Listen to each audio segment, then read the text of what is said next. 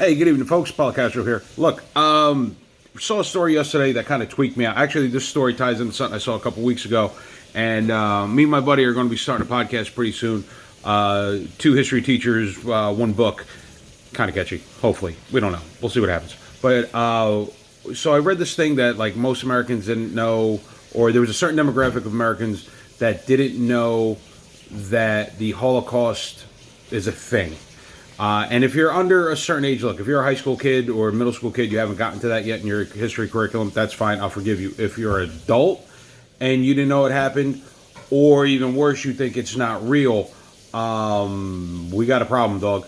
Now, here's the thing. The reason why I'm talking about this is that yesterday there was a case that got settled in Florida where a principal basically got his job back and they gave him a butt ton of money because he said that he couldn't enforce the schools. Sorry, Batista's trying to get in on this.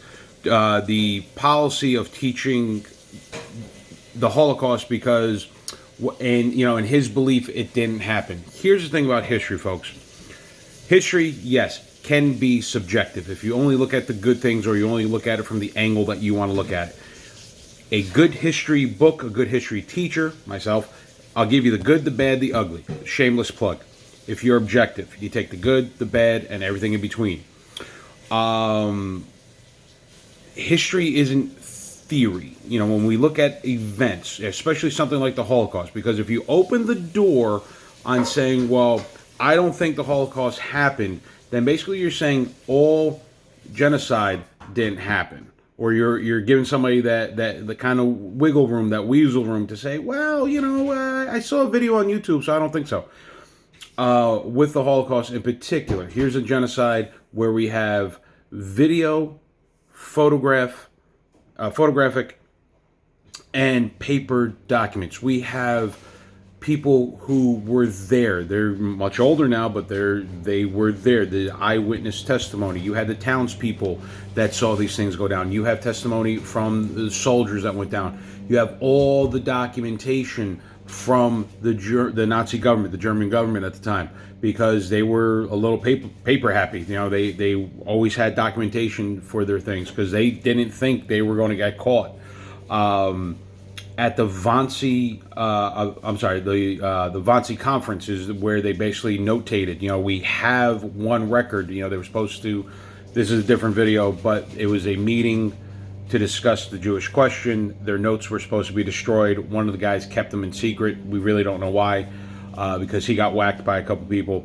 So those were the building blocks for the Nuremberg trials. Now, Nuremberg was chosen as a city because basically the films that you see of the Nazi parades, that was in Nuremberg. So if that's the birthplace of Nazism, that's where it's going to die. At the Nuremberg trial, the biggest problem the trial lawyers for the prosecution had was the overabundance of evidence that was brought in. And when they got Goering and all those other guys on the stand, they buried themselves. So for anybody that says it's not real, do me a favor, hit me up in the comments, and I'll take you to the Holocaust Museum, whether it's in D.C. or in New York, and then let me know. If here's the thing, if you're uninformed or ill-informed versus being stupid. Ill-informed means you don't have all the facts.